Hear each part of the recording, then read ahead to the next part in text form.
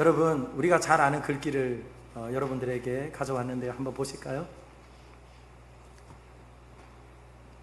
네, 한번 읽어보시죠.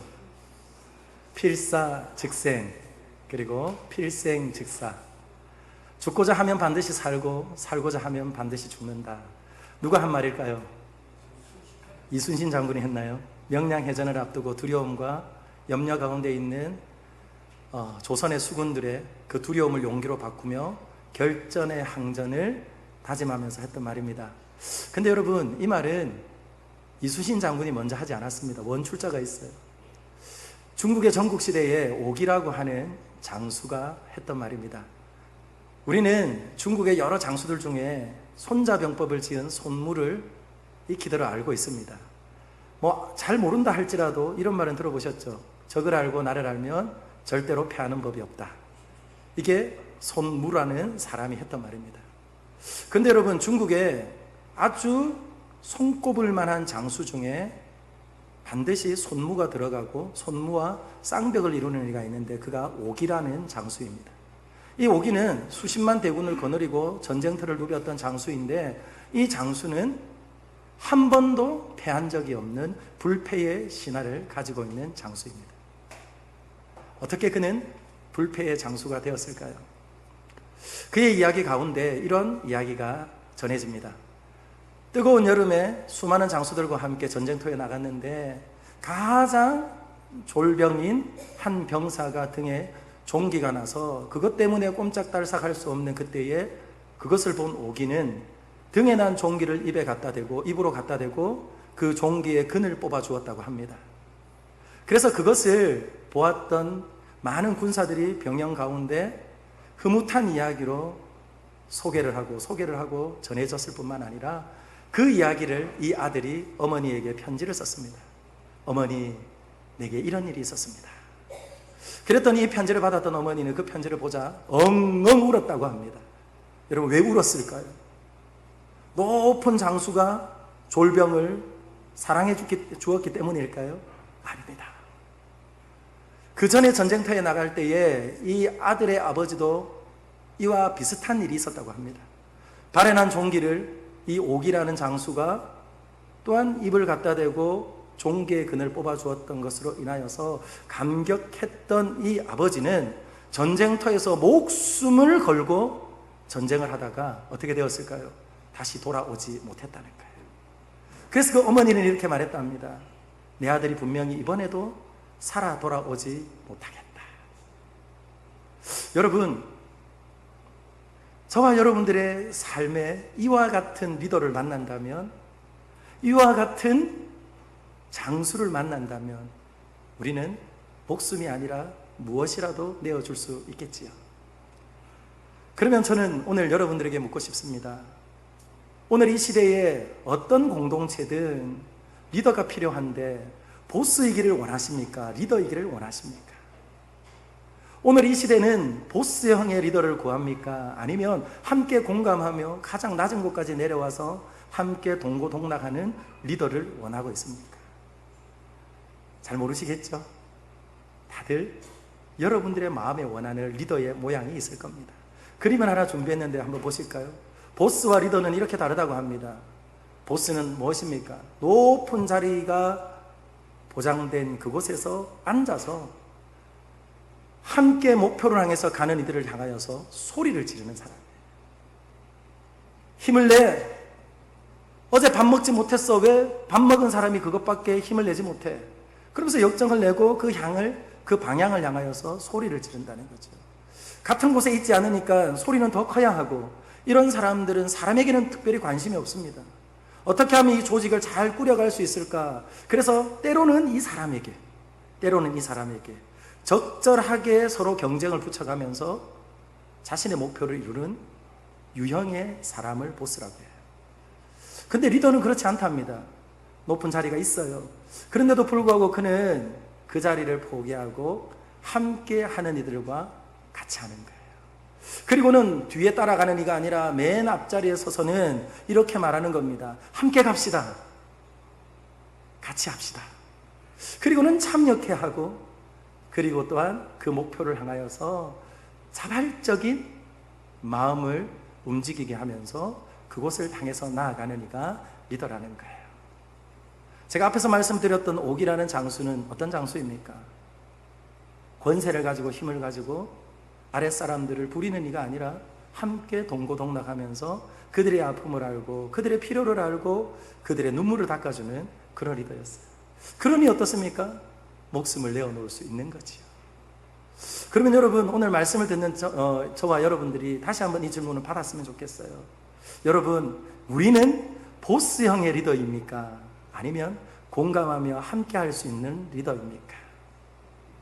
여러분은 보스입니까? 아니면 리더입니까? 말하기가 어렵죠. 그래서 여러분, 확연히 구분되어지는 일을 여러분들에게 소개해 드리려고 합니다. 예수님은 보스형의 리더일까요? 아니면 함께하며 그리고 함께 동행하시는 리더일까요? 예수님은 어떤 리더입니까? 보스입니까? 아니면 리더입니까?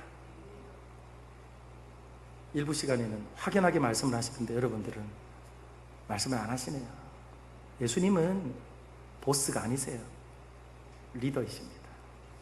예수님께서는 당신이 이렇게 말씀하셨습니다. 요한복음 10장 14절에서 15절에서 이렇게 말합니다. 나는 선한 목자라. 나는 내 양을 알고 양도 나를 아는 것이 아버지께서 나를 아시고 내가 아버지를 아는 것 같이 나는 양을 위하여 목숨을 버리노라.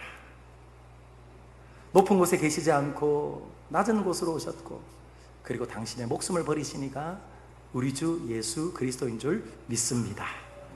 그러면 여러분, 오늘 이 편지를 쓰고 있는 바울은 어떻습니까? 보스형의 사람일까요? 아닙니다. 그도 함께 공감하며 함께하는 리더였습니다. 고린도전서 4장 15절 말씀을 보니 이렇게 말합니다. 그리스도 안에서 1만 스승이 있으되 아버지는 많지 아니하니. 그 말인즉슨 자신은 보스가 아니라 내 자녀를 아낌없이 사랑하고 그리고 자녀를 위하여서 아낌없이 줄 수 있는 아비이며 그리고 함께 울고 함께 우는 리더임을 우리에게 말씀하고 있습니다. 분명합니다. 나는 보스인가 리더인가 그 질문 앞에서 말하기 곤란하지만 예수 그리스도는, 바울은 분명히 보스가 아니라 함께하며 동행하는 리더였습니다. 이미 저와 여러분들은 지난주에 우리가 닮고 싶은 예수님이라는 제목을 가지고 말씀을 들으면서 그 예수님이 어떤 예수님이셨어요? 낮아지신 예수님, 십자가에 죽기까지 자신을 낮추신 예수님, 그 예수님의 마음을 품으라 그렇게 말씀하셨죠.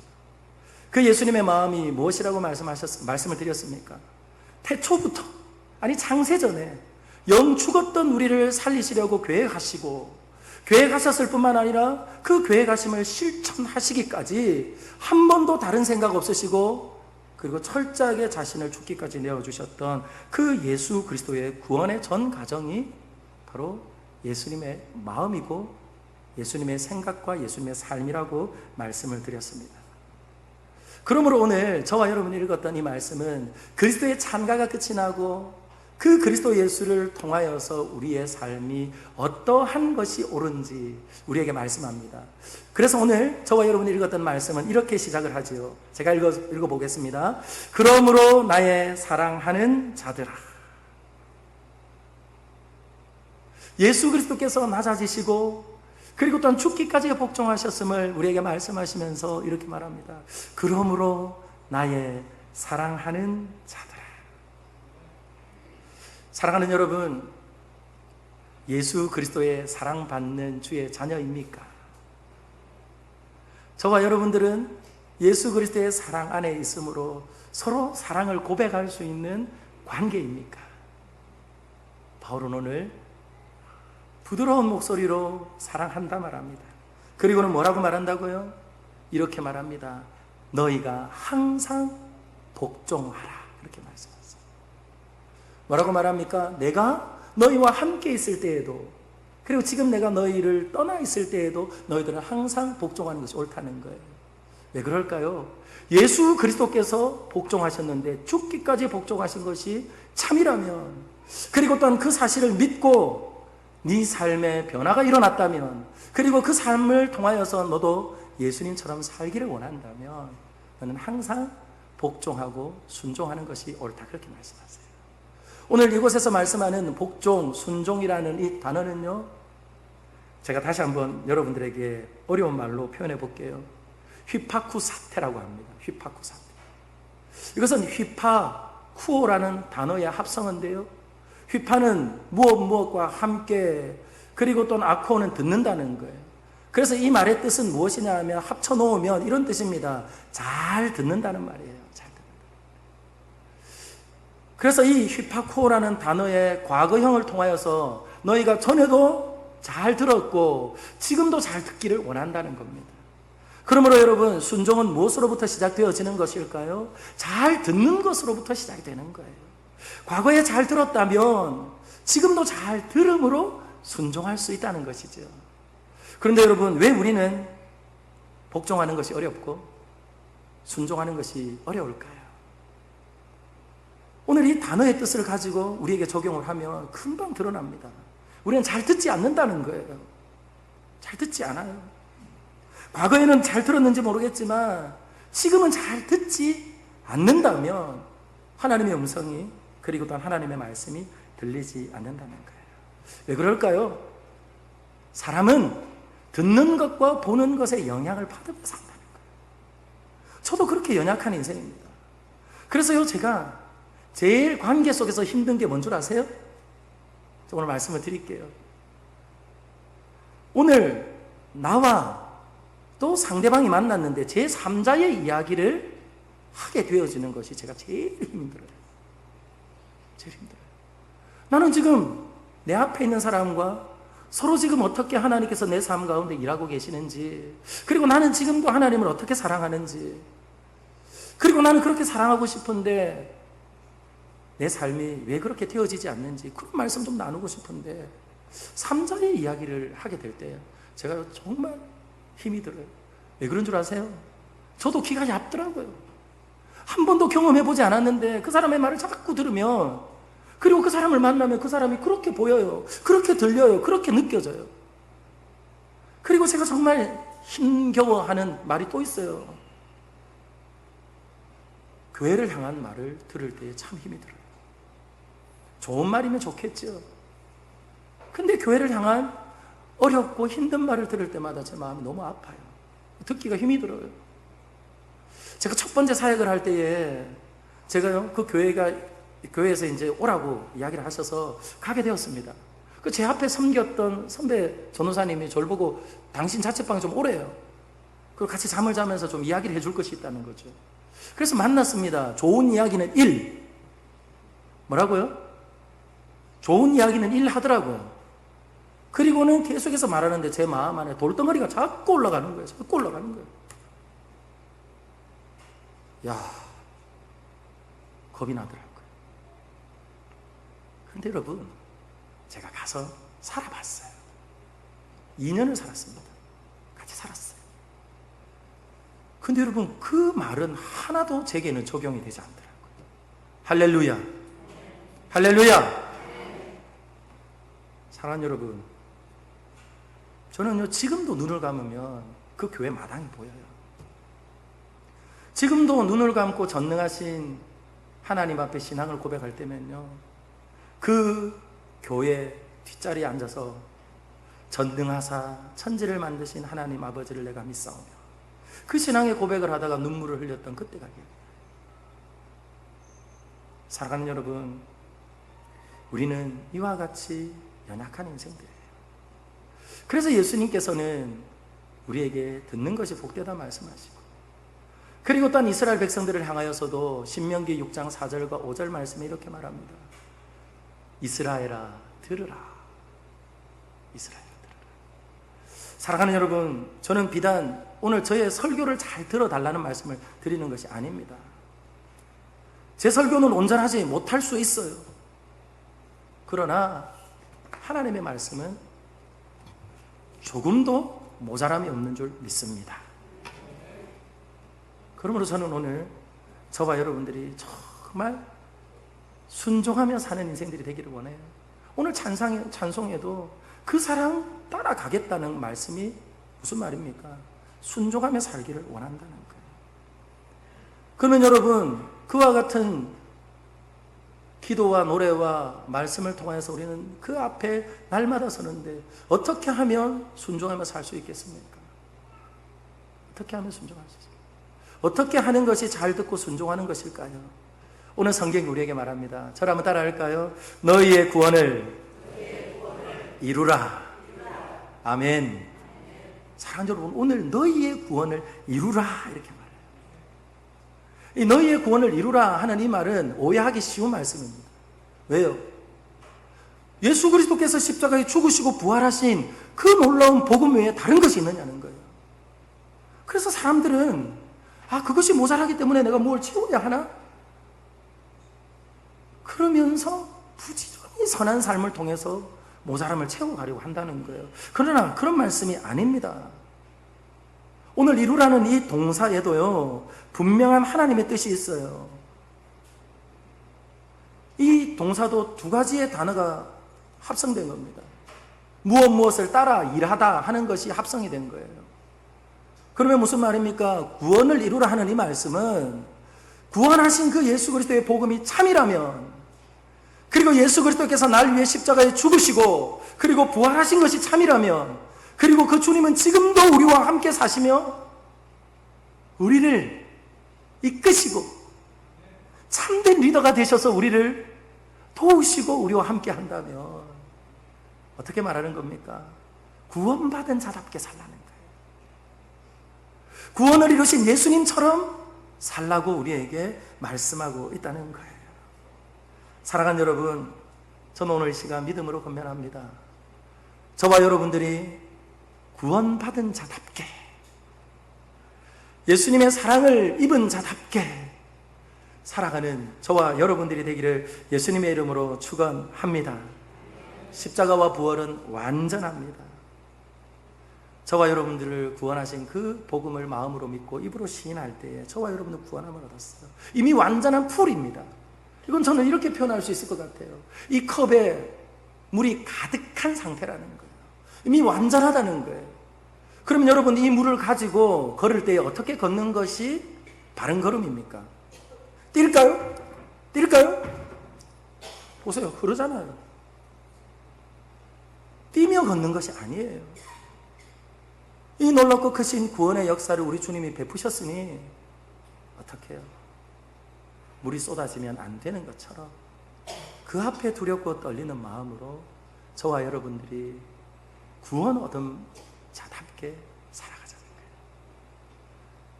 사랑하는 여러분, 좌우에 계신 분들에게 이렇게 축복하면 좋겠습니다.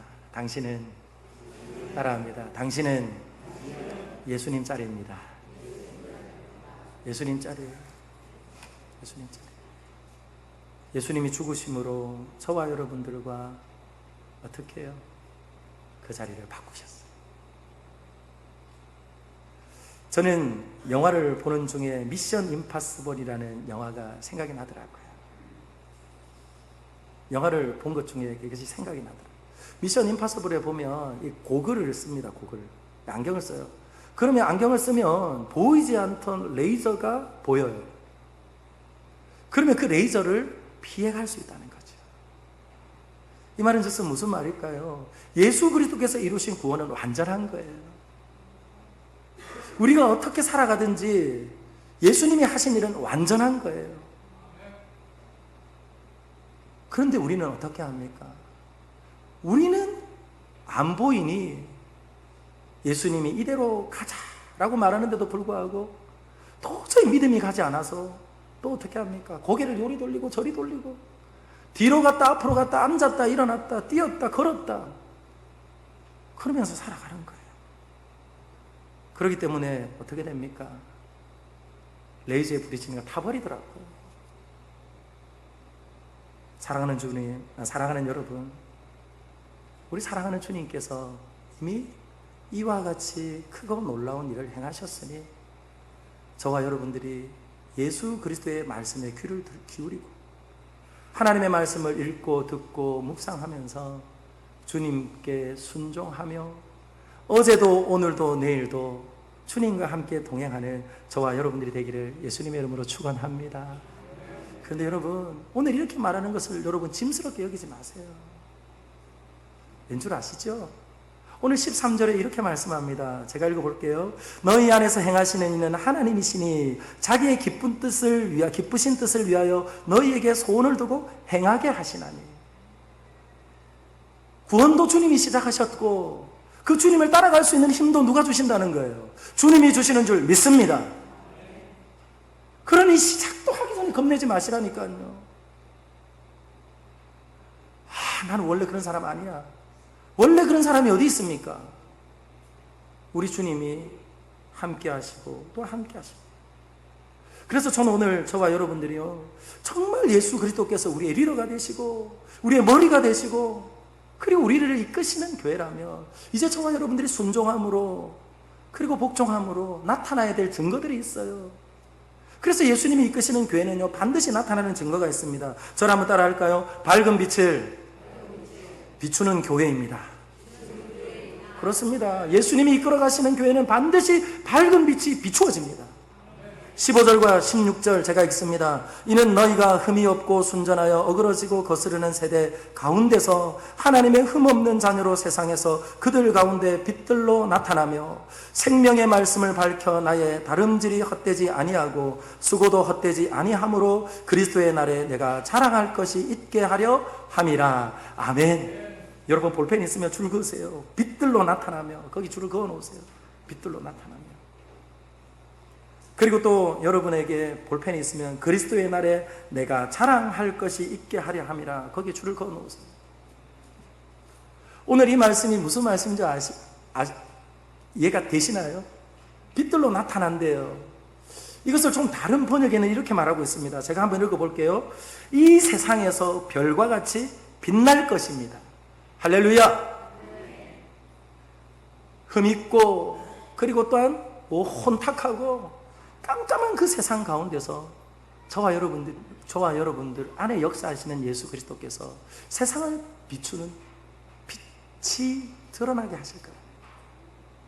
이뿐만 아닙니다. 그리스도의 날에 내가 자랑할 것이 있게 하려 함이라. 이 말씀은 무슨 말입니까? 바로 마지막 날에 주님이 다시 오시는 그날에 우리 주님께서 저와 여러분들의 삶을 보고 교회를 보고 우리 주님께서 바울의 기쁨이 되게 하신 것처럼 주님이 기쁨이 되도록 우리에게 큰 은혜와 소망을 베풀어 주신다고 그렇게 말씀합니다. 그런데 이 환한 빛을 왜 우리는 비추지 못하는 것일까? 왜 우리는 서로 개인이 아니라 서로의 얼굴에서 이 빛난 빛을 보지 못하는 것일까요? 그것이 바로 14절에 있어요. 14절 모든 일을 원망과 시비가 없이 하라. 무엇입니까? 원망과 시비가 있는 곳에는 이 빛이 드러날 수 없다는 겁니다. 이 원망이라는 이 단어는 무엇일까요? 끊임없이 불평하고 끊임없이 불만을 표현하는 태도를 말하는 거예요. 불평. 그렇죠? 누가 이랬을까요? 아주 오래전에 출애굽한 이스라엘 백성들이 그랬습니다. 그들은 칼과 채찍으로 그들을 다스리는 바로 앞에는 꼼짝도 못했어요. 꼼짝도 못했습니다. 하나님이 그들을 건져주셨어요. 홍해를 가르게 하시고 또한 지나왔습니다. 광야의 길이 시작되었습니다. 계속 원망하는 거예요. 계속 불만하는 거예요. 리더가 바뀌었잖아요. 바로에서 누구로 바뀌었어요? 하나님이 친히 모세를 통해서 그들을 인도해 가시죠. 그런데도 불평과 불만을 하더라고요. 그래서 어떻게 되었을까요? 40년 동안 불평과 불만병을 고치시느라고 하나님께서 40년 동안 맷돌처럼 뺑뺑 돌리셨어요. 그리고는 그것이 다 빠져나간 다음에 다음 세대들을 가나안 땅으로 인도해 가시더라고요. 이뿐만 아니라 시비는 뭘까요? 이 시비는 옳고 그름을 가른다는 뜻일 겁니다. 그런데 이것은 교회에서 사용하던 용어가 아니에요. 믿음의 공동체에서 사용하던 용어가 아닙니다. 법정에서 사용하던 용어입니다. 우리는 서로 다른 이견이 있을 수 있습니다. 어떻게 똑같아요? 이견이 있죠. 근데 이견이 있으면 틀렸다고 말하는 거예요. 나는 맞고 넌 틀렸다고 이야기하는 거예요. 그러니까 어떻게 되겠습니까? 교회에서 그것이 해결이 안 되니까 법적인 자리에 가가지고 시시비비를 가르려고 했다는 거예요. 고린도 교회가 그리하였고 오늘 빌립보 교회를 향하여서도 이 시비라는 단어를 사용할 때는 그냥 사용하지는 않았을 거라는 거예요. 사랑하는 여러분, 무엇을 말하는 걸까요? 오늘 원망과 시비는 우리 안에 역사하시는 하나님의 역동성을 떨어뜨립니다. 우리 안에 참된 빛을 주시고 참된 빛으로 살아갈 힘을 갉아먹게 하고 그 에너지를 상쇄시키는 것이 원망과 시비라는 거예요. 사랑하는 여러분, 이것이 그 안에 여전히 존재하고 그것이 더욱더 가득하다 그러면 사랑하는 여러분, 결코 우리는 예수님이 이끈다 말할 수 없고 그리고 또한 예수님께서 기뻐하시듯 세상의 빛을 비추는 그 귀한 사명을 감당할 수 없을 겁니다. 누가 가장 신나서 좋아할까요? 누가 가장 신나서 좋아할까요? 사단이가 가장 좋아할 겁니다. 세상이 가장 좋아할 겁니다. 세상은 이렇게 말할 거예요. 거봐, 그럴 줄 알았어. 그럴 줄 알았어. 이런 말 들어보셨죠? 교회 다니는 사람들이 더해. 그리고 나서 꼭 한마디 더 합니다. 안 믿는 사람들이. 그래서 난 교회 안 가잖아. 웃을 말이 아닙니다, 여러분. 그래서 난 교회 안 가잖아. 그걸 당연하게 여기는 거예요. 세상이 그래요, 세상이. 그런데 오늘 주님이 말씀합니다. 사랑하는 여러분, 뭐라고요? 우리 안에 하늘에 빛나는 별처럼 캄캄하고 혼탁한 세상이라도 우리를 통해서 우리 주님은 빛난 영광을 취하기를 원하신다는 거예요. 저를 한번 따라하겠습니다. 주님, 내 안에는 주님의 참빛이 있습니다. 아멘입니까? 그러면 서로 앉을 때마다 눈이 부셔야 돼요. 여러분, 눈이 부시면 어떻게 되는 줄 아시죠? 그 사람을, 그렇죠, 예쁘게 보게 되는 거예요. 눈이 부시면. 눈이 멀어지면 그 사람이 예뻐 보이는 거예요. 사랑하는 여러분, 좌우에 계신 분에게 다시 한번 말씀하겠습니다. 사랑합니다. 사랑합니다. 하나님의 빛이 내 안에 있다면 서로 볼 때마다 사랑하고 고백하고 그리고 또 감사하게 되어지는 거예요. 그 빛의 근원이 어디입니까? 햇빛. 우리가 눈에 보이는 가시광선이라고 하죠. 그 빛의 근원이 어디예요? 햇빛이죠. 그런데 햇빛이 달에 비추면 달은 해의 빛을 품었다 이렇게 말하지 않고 그냥 달빛 이렇게 말합니다. 프리즘을 통과하면 무엇이라고 말합니까? 이렇게 말합니다. 7가지 색깔을 보면서 와 곱다 이렇게 말해요. 와 곱다. 그걸 보고 햇빛이 이렇게 그 굴절을 통해서 빛이 이렇게 층을 만들었다 이렇게 말하는 사람들이 없다니까요. 그러므로 저는 오늘 이 시간 서로 보아 곱고 그리고 또한 주님이 우리 안에 역사하심을 믿고 또한 하나님 앞에 감사하며 영광 올려드리는 저와 여러분들이 되기를 예수님의 이름으로 축원합니다. 이뿐만 아닙니다. 예수님이 이끄시는 교회는 어떤 교회일까요? 저를 한번 따라하겠습니다. 희생의 기쁨이 넘치는 교회입니다. 무엇이 넘친다고요? 희생이 넘쳐요. 오늘 17절 제가 읽습니다. 만일 너희 믿음의 재물과 섬김 위에 내가 나를 전제로 드릴지라도 나는 기뻐하고 너희 무리와 함께 기뻐하리니. 오늘 이 말씀을 보십시오. 바울이 기뻐한다고 그렇게 말합니다. 저는 오늘 이 말씀을 묵상하면서 처음 교회 갔던 때가 생각이 나요. 제가 초등학교 2학년 때 교회를 갔습니다. 교회를 갔는데 찬송을 배웠는데 도저히 이해가 안 되는 찬송이 있었어요. 어떤 찬송인 줄 아세요? 사랑은 참으로 버리는 것 이상하다 동전한 일 움켜잡으면 없어지고 쓰고 빌려주면 풍성해진대요. 전 그게 이해가 안 되더라고요. 전 늘 사랑에 고팠습니다. 전 늘 사랑에 고팠어요. 그리고 사랑에 고팠을 뿐만 아니라 늘 배가 고팠어요. 그런데 그걸 나눠주면 어떻게 풍성해지느냐? 근데 오늘 보십시오. 바울은 나는 전제라.